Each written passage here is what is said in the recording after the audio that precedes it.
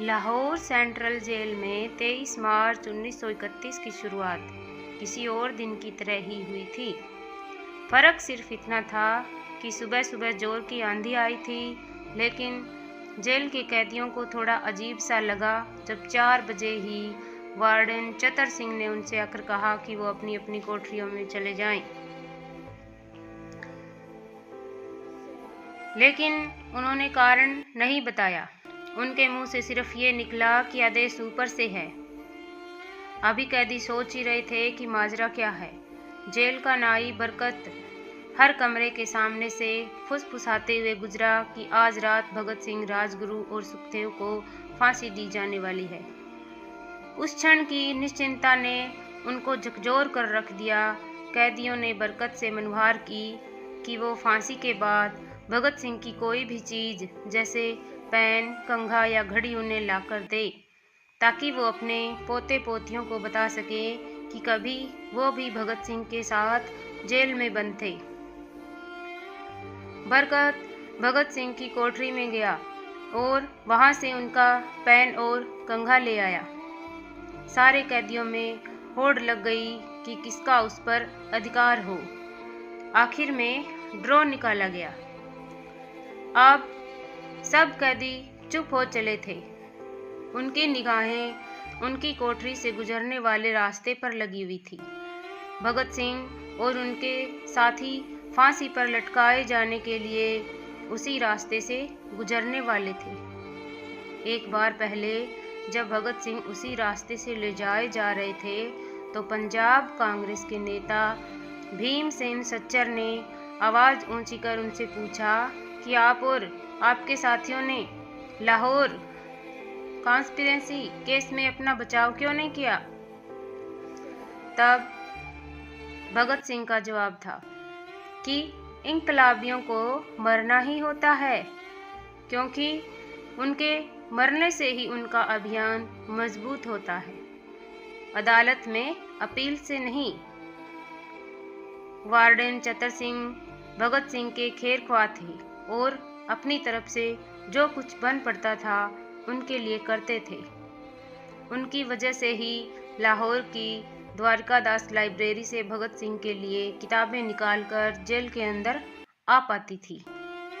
भगत सिंह की जेल की जो जिंदगी है वो बहुत ही ज़्यादा कठिन थी, लेकिन फिर भी भगत सिंह को किताबें पढ़ने का इतना शौक था कि एक बार उन्होंने अपने स्कूल के साथी जयदेव कपूर को लिखा कि वो उनके लिए कार्ल लिबनेक की मिलिट्रिज्म, लेनिन की लेफ्ट विंग कम्युनिज्म और अपटन सिनक्लेयर का उपन्यास द स्पाई कुलबीर के जरिए भिजवा दे। भगत सिंह जेल की कठिन जिंदगी के आदी हो चले थे। उनकी कोठरी नंबर 14 का फर्श पक्का नहीं था, उस पर घास उगी हुई थी। कोठरी में बस इतनी सी जगह थी कि उनका 5 फीट 10 इंच का शरीर बमुश्किल से उसमें लेट पाए। भगत सिंह को फांसी दिए जाने से 2 घंटे पहले उनके वकील प्राणनाथ मेहता उनसे मिलने पहुंचे। मेहता ने बाद में लिखा कि भगत सिंह अपनी छोटी सी कोठरी में पिंजरे में बंद शेर की तरह चक्कर लगा रहे थे। उन्होंने मुस्कुराकर कहा, मेहता का स्वागत किया और पूछा कि आप मेरी किताबें रिवोल्यूशनरी लेनिन लाए या नहीं। जब मेहता ने उन्हें किताब दी तो वो उसे उसी समय पढ़ने लगे, मानो उनके पास अब ज़्यादा समय ना बचा हो। मेहता ने उनसे पूछा कि क्या आप देश को कोई संदेश देना चाहोगे। भगत सिंह ने किताब से अपना मुंह हटाए बगैर कहा कि सिर्फ 2 संदेश, साम्राज्यवाद मुर्दाबाद और इंकलाब जिंदाबाद। इसके बाद भगत सिंह ने मेहता से कहा कि वो पंडित नेहरू और सुभाष बोस को मेरा धन्यवाद पहुंचा दे, जिन्होंने मेरे केस में गहरी रुचि ली थी। भगत सिंह से मिलने के बाद मेहता राजगुरु से मिलने उनकी कोठरी में पहुंचे। राजगुरु के अंतिम शब्द थे कि हम लोग जल्द मिलेंगे। सुखदेव ने मेहता को याद दिलाया कि वो उनकी मौत के बाद जेलर से वो कैरम बोर्ड ले ले जो उन्होंने कुछ महीने पहले दिया था। मेहता के जाने के थोड़ी देर बाद जेल अधिकारियों ने तीनों क्रांतिकारियों को बता दिया कि उनको वक्त से 12 घंटे पहले ही फांसी की सजा दी जा रही है। अगले दिन सुबह 6 बजे की बजाय उसी शाम 7 बजे फांसी पर चढ़ा दिया जाएगा। भगत सिंह मेहता द्वारा दी गई किताब के कुछ पन्ने ही पढ़ पाए थे। उनके मुंह से निकला कि क्या आप मुझे इस किताब का एक अध्याय भी खत्म नहीं करने देंगे। भगत सिंह ने जेल के मुस्लिम सफाई कर्मचारी बेबे से अनुरोध किया कि वो उनके लिए उनको फांसी दी जाने से एक दिन पहले शाम को अपने घर से खाना लाए, लेकिन बेबे भगत सिंह की ये इच्छा पूरी नहीं कर सके, क्योंकि भगत सिंह को 12 घंटे पहले फांसी देने का फैसला ले लिया गया था और बेबे जेल के गेट के अंदर ही नहीं घुस पाया।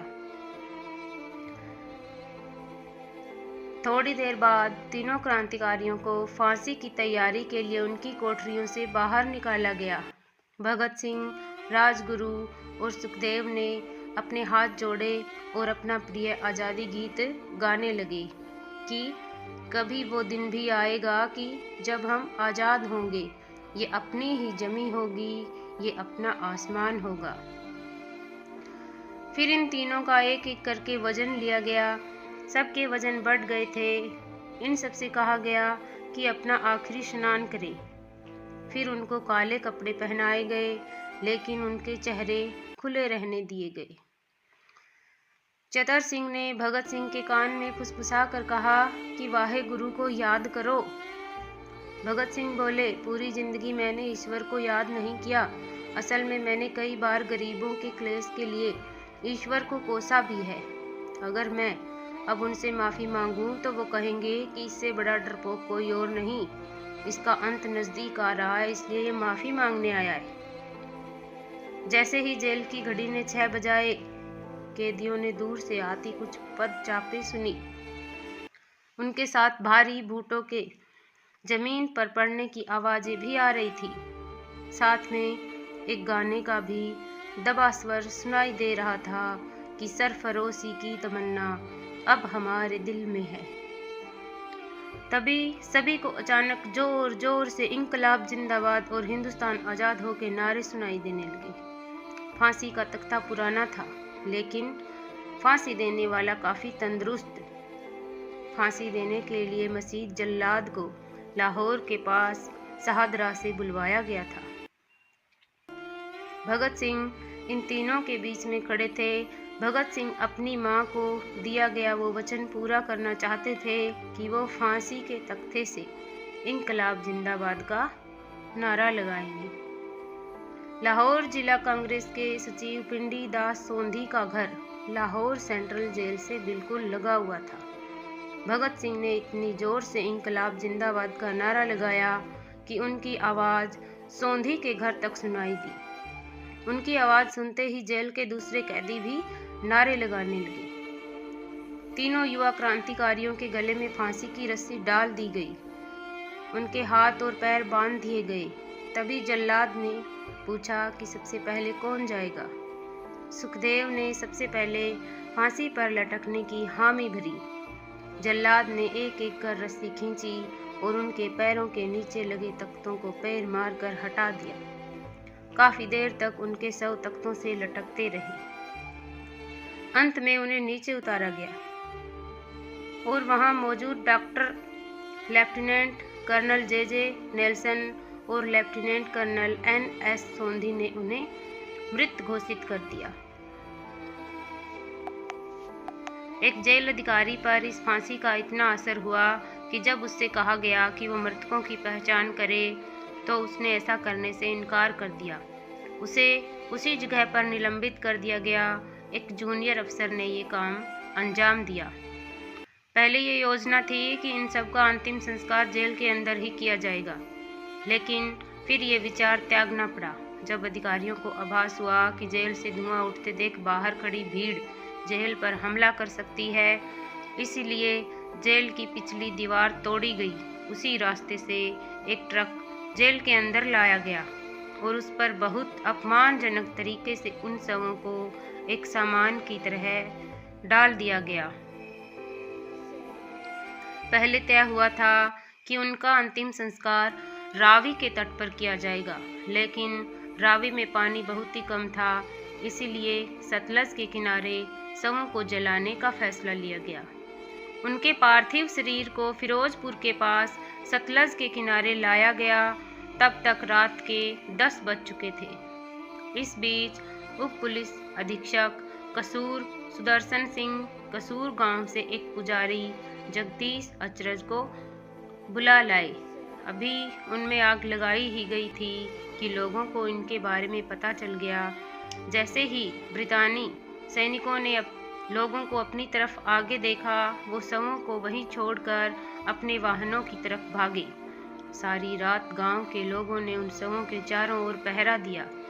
अगले दिन दोपहर के आसपास जिला मजिस्ट्रेट के दस्तखत के साथ लाहौर के कई इलाकों में नोटिस चिपकाए गए, जिनमें बताया गया कि भगत सिंह, सुखदेव और राजगुरु का सतलज के किनारे हिंदू और सिख रीति से अंतिम संस्कार कर दिया गया है। इस खबर पर लोगों की कड़ी प्रतिक्रिया हुई और लोगों ने कहा कि इनका अंतिम संस्कार करना तो दूर, उन्हें पूरी तरह जलाया भी नहीं गया। जिला मजिस्ट्रेट ने इसका खंडन किया, लेकिन किसी ने उस पर विश्वास नहीं किया। इस तीनों के सम्मान में 3 मील लंबा शोक जुलूस नीला गुबंद से शुरू हुआ। पुरुषों ने विरोध स्वरूप अपनी बाहों पर काली पट्टियां बांध रखी थी और महिलाओं ने काली साड़ियां पहन रखी थी। लगभग सब लोगों के हाथ में काले झंडे थे। लाहौर के मॉल से गुजरता हुआ जुलूस अनारकली बाजार के बीचों बीच रुका।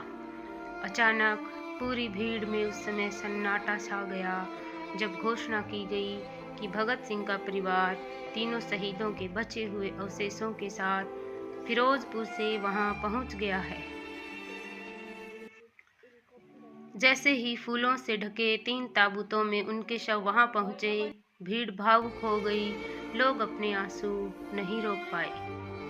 वहीं पर एक मशहूर अखबार के संपादक मौलाना जफर अली ने एक नज्म पढ़ी, जिसका लबो लुआब था कि किस तरह इन शहीदों के अधजले शवों को खुले आसमान के नीचे जमीन पर छोड़ दिया गया। उधर वार्डन चरत सिंह सुस्त कदमों से अपने कमरे में पहुंचे और फूट फूट कर रोने लगे। अपने 30 साल के करियर में उन्होंने सैकड़ों फांसियां देखी थी, लेकिन किसी ने मौत को इतनी बहादुरी से गले नहीं लगाया जितना भगत सिंह और उनके 2 कामरेडों ने। किसी को इस बात का अंदाजा नहीं था कि 16 साल बाद उनकी शहादत भारत के ब्रिटिश साम्राज्य के अंत का एक कारण साबित होगी और भारत की जमीन से सभी ब्रिटिश सैनिक हमेशा के लिए चले जाएंगे। ये लेख मालविंदर सिंह वडाइस की किताब इंटरनल रेबल, चमनलाल की भगत सिंह डॉक्यूमेंट्स और कुलदीप नैयर की किताब विदाउट फियर में प्रकाशित सामग्री पर आधारित है। ये मूल रूप से साल 2017 में पहली बार प्रकाशित हुआ था।